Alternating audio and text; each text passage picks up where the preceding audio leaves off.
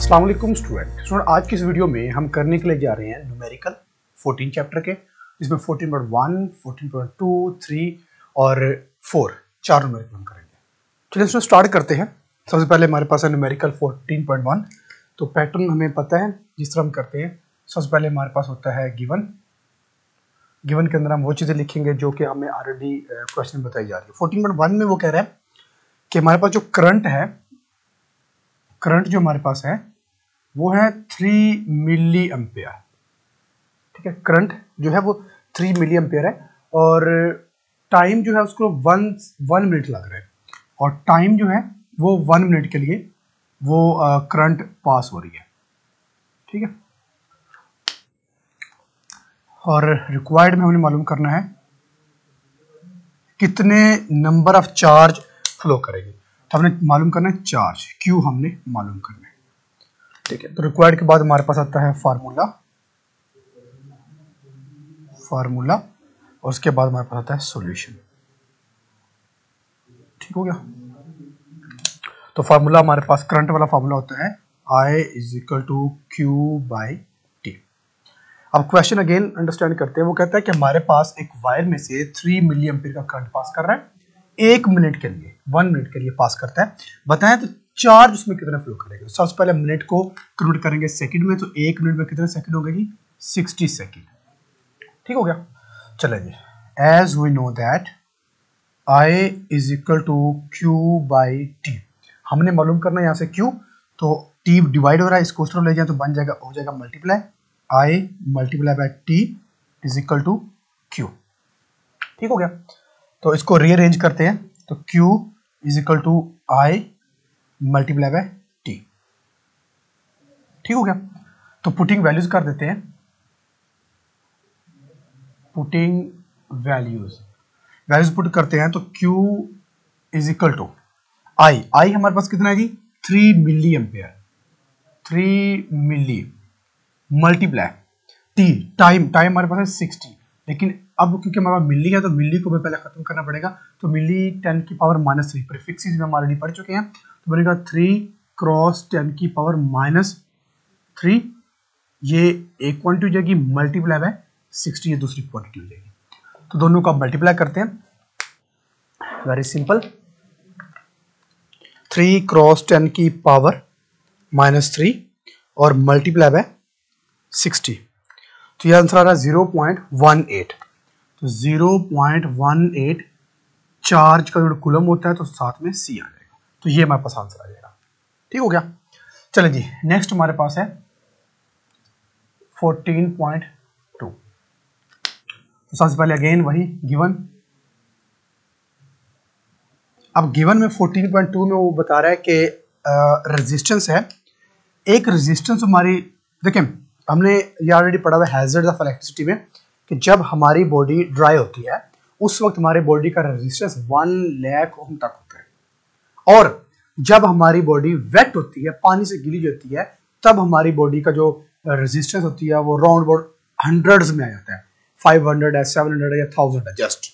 ठीक है। अब वो कह रहा है कि अगर हमारी बॉडी ड्राई है तो उस वक्त जो रेजिस्टेंस है वो हमारी है जी 1 लाख ओम, और ये 1 लाख ओम तब है जब हमारी बॉडी ड्राई है। ठीक है, खुश्क है तो उसकी रेजिस्टेंस 1 लाख ओम होगी। इसको हम कहते हैं जी R1। अब वो कह रहा है कि जो वोल्टेज प्रोवाइड होगा वो है जी 12 वोल्ट। ठीक है, 12 वोल्ट इसमें प्रोवाइड होगा, 12 वोल्ट की बैटरी अटैच है। ये तब है जब हमारी बॉडी ड्राई है, इसको साथ में मेंशन कर देते हैं ड्राई बॉडी के लिए। अब वो कह रहा है कि हम अपनी बॉडी को वेट कर लेते हैं। जब वेट करते हैं तब जो इसमें रेजिस्टेंस होती है वो होती है जी 1000 ओम, उसको हम कहते हैं R2। बैटरी वही लगी है, वोल्टेज वही प्रोवाइड हो रहा है, दोनों के लिए वोल्टेज सेम है। 1 लाख ओम के लिए भी 12 वोल्ट है और 1000 ओम के लिए भी 12 वोल्ट है। अब वो कह रहा है जी बताएं करंट कितना पास होगा अगर हमारी बॉडी ड्राई है तब, और अगर हमारी बॉडी वेट है तब। जब ड्राई है तब कितना करंट पास होगा, जब वेट है तब कितना पास होगा। इसके बाद हमारे पास आता है जी रिक्वायर्ड, फिर हमारे पास आएगा फार्मूला और फिर हमारे पास आएगा सॉल्यूशन। ठीक हो गया। तो रिक्वायर्ड में हमने मालूम करना है करंट,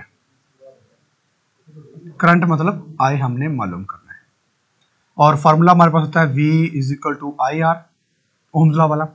और सॉल्यूशन में देखिए हम इसको दो पार्ट्स में कर लेते हैं।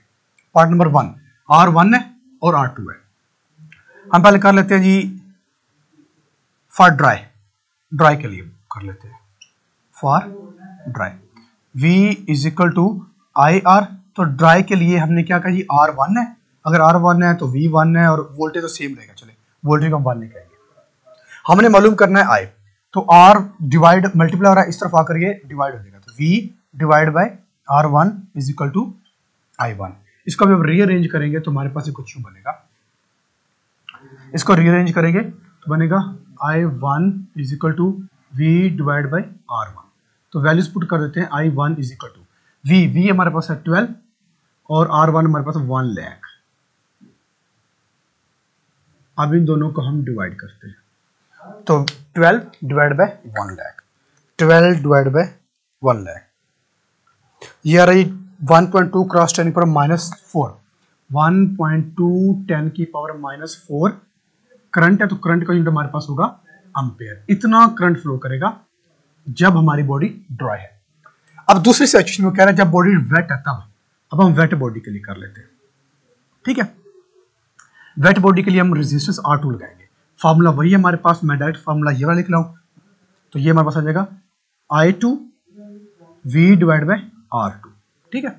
तो I2 is equal to V हमारे पास है 12 और R1 हमारे पास है 1000, तो इसको डिवाइड करें, 12 डिवाइड बाय 1000, 12 डिवाइड बाय 1000, ये रहा 0.012 एम्पेयर। अब देखें करंट कौन सी ज्यादा है, 1 वाली या 2 वाली?